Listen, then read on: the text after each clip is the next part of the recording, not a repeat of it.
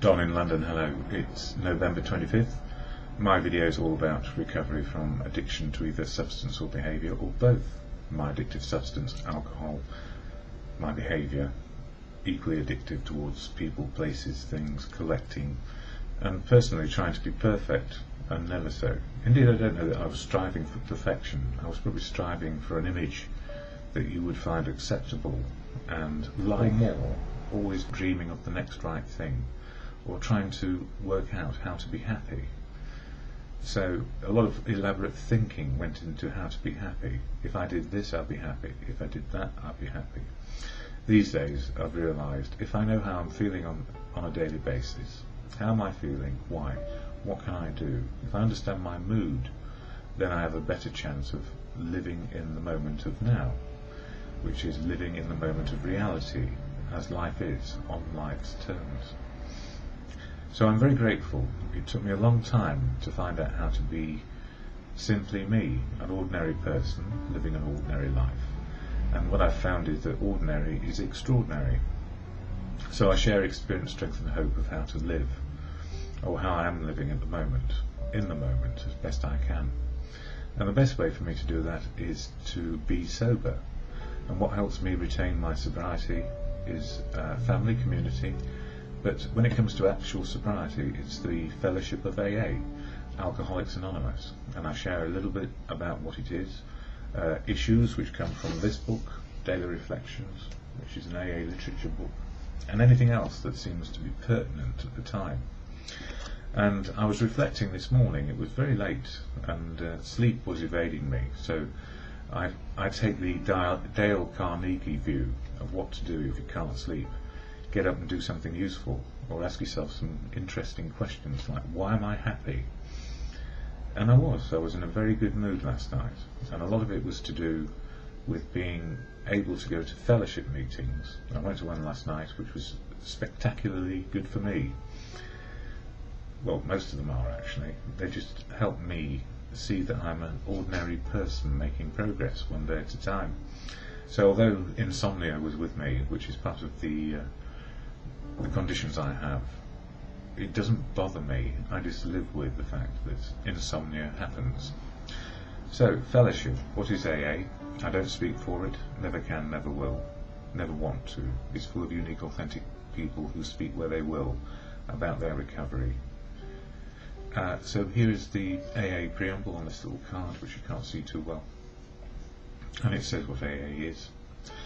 Alcoholics Anonymous is a fellowship of men and women who share their experience, strength and hope with each other that they may solve their common problem and help others to recover from alcoholism. The only requirement for membership is a desire to stop drinking. There are no dues or fees for AA membership. We are self-supporting through our own contributions. AA is not allied with any sect, denomination, politics, organisation or institution. Does not wish to engage in any controversy, neither endorses nor opposes any causes. Our primary purpose is to stay sober and help other alcoholics to achieve sobriety. And that was copyrighted in 1947, so 53 plus 10, that's 63 years ago. And not much has changed in terms of the way the programme works. 12 steps for an individual to be open, honest and willing to experience life as it is, and 12 traditions which hold the fellowship together in unity, service and recovery. And those 12 traditions and 12 steps are encompassed in this book here, Daily Reflections. Step 11 is all about prayer and meditation, and tradition 11 is about anonymity. And I'll read out the short version of the tradition is from this card. It says here, our public relations policy is based on attraction rather than promotion. We need always maintain personal anonymity at the level of press, radio and film. I wasn't anonymous as such. So I always wondered what was behind the tradition of anonymity at the level of press, radio and films. And the answer is not to provide other people with erroneous information about what the fellowship is or isn't. So this is why I always share that preamble from the little card, so you know what it is. And what is the difference between attraction versus promotion? And over the years I've come to the conclusion that attraction is what you see is what you get. So if you like the idea of sobriety and you see people in sobriety making it work one day at a time, that's attraction. So you're attracted to the idea of how to get sober. But if it's promotion, somebody sits somewhere and says, if you do it this way, it'll work for you, or we can fix you. And the answer is we can't. What you see is what you get. So it's an example of how life can work in sobriety. And by going to meetings, we get to see people who are either sober one day or many days, and we find out their wisdom on a daily basis. All sounds very simple, but we humans can make it very complicated, and we do like to shout and maybe broadcast from the rooftops what's important.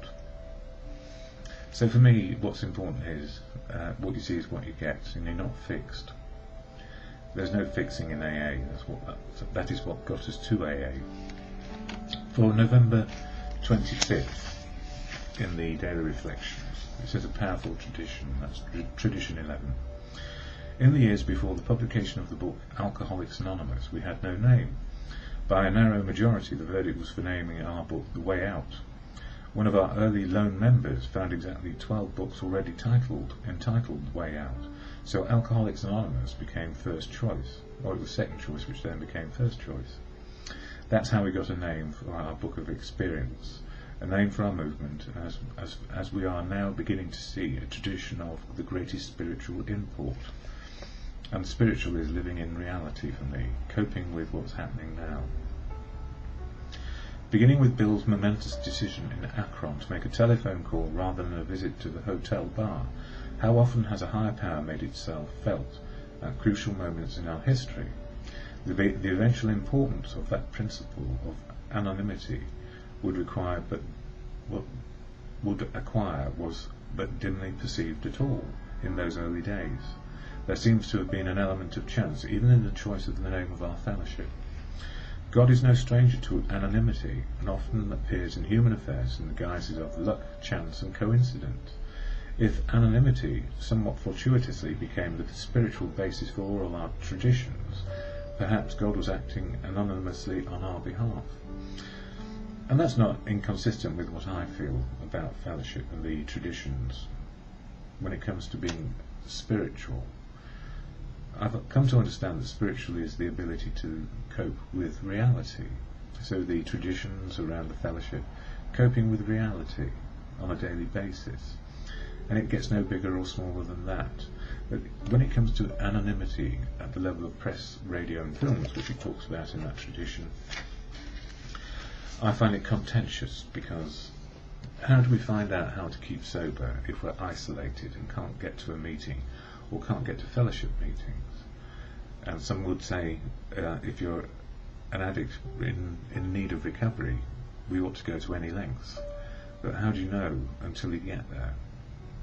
It's very difficult to work out.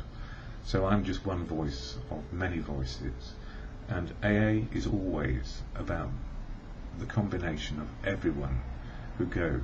What you see is what you get, rather than promotion, thinking you can be fixed, or I can be fixed by a notion of anonymity. It doesn't work that way. We need to live the program, 12 steps and 12 traditions. And what helps me most is the serenity prayer, which is to God or good conscience, as you come to understand.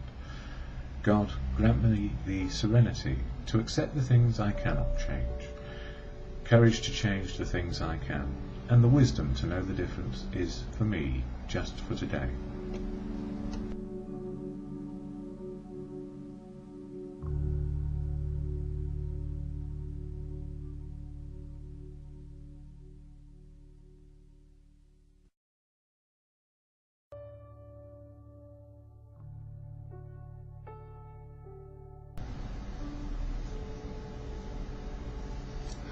DonInLondon, hello, it's November 25th, 2009.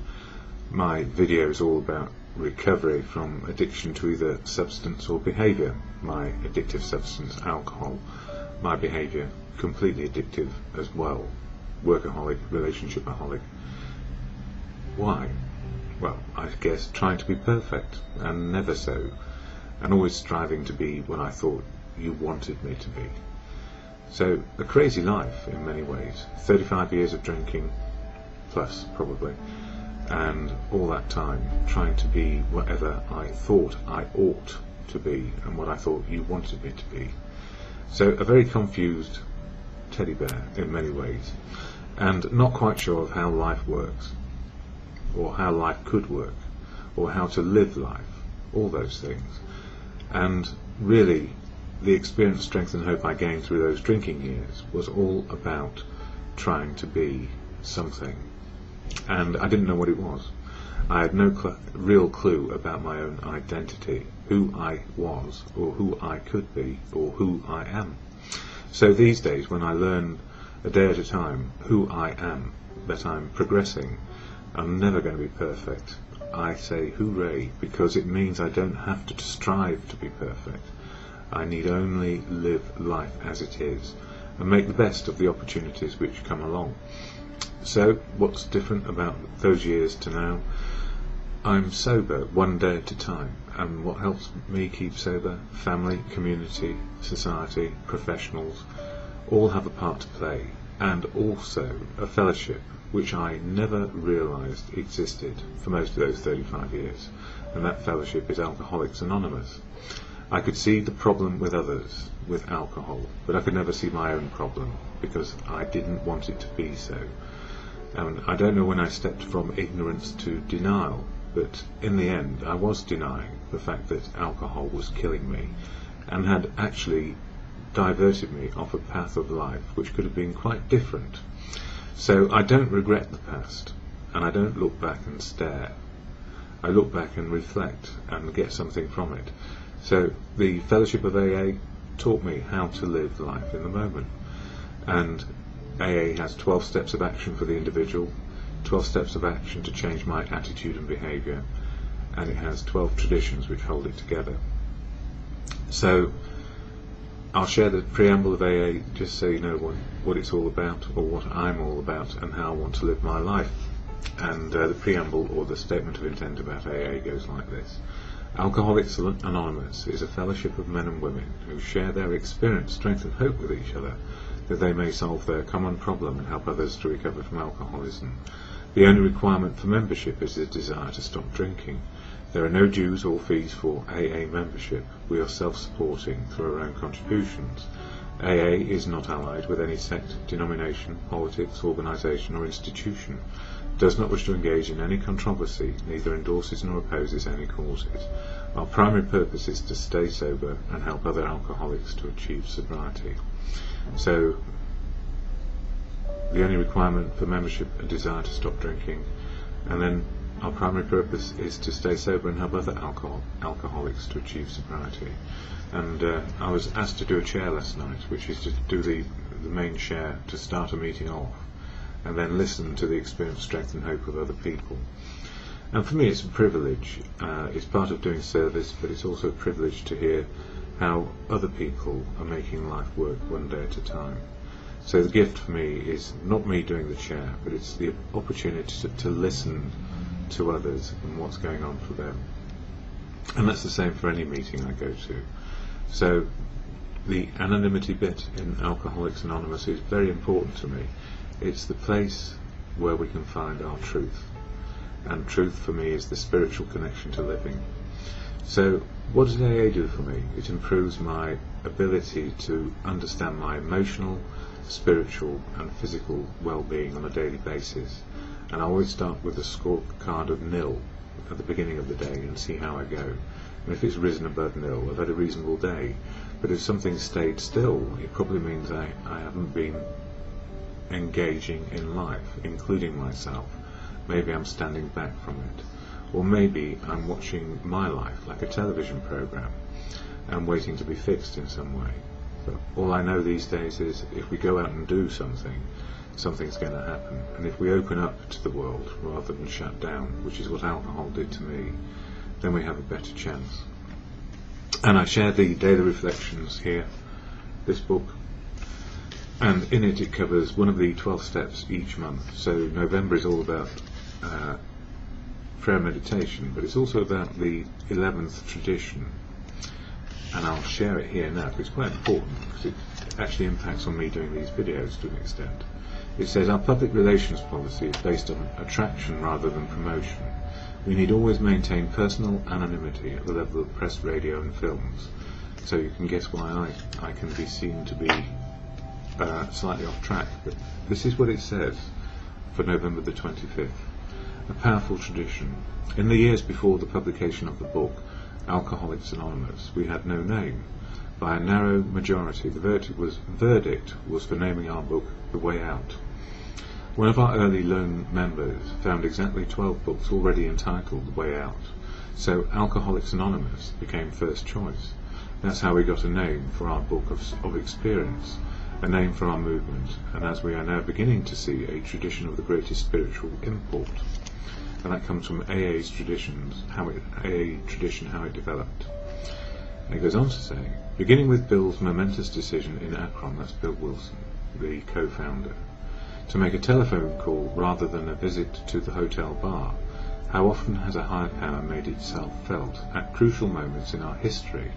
The eventual importance of the principle of anonymity would acquire was dimly perceived, if at all, in those early days. There seems to have been an element of chance even in the choice of a name for our fellowship. God is no stranger to anonymity, and often appears in human affairs in the guises of luck, chance, or coincidence. If anonymity somewhat fortuitously became the spiritual basis for all our traditions, perhaps God was acting anonymously on our behalf. Yeah, so anonymity of prime importance, and for me anonymity to find our truth is the spiritual connection.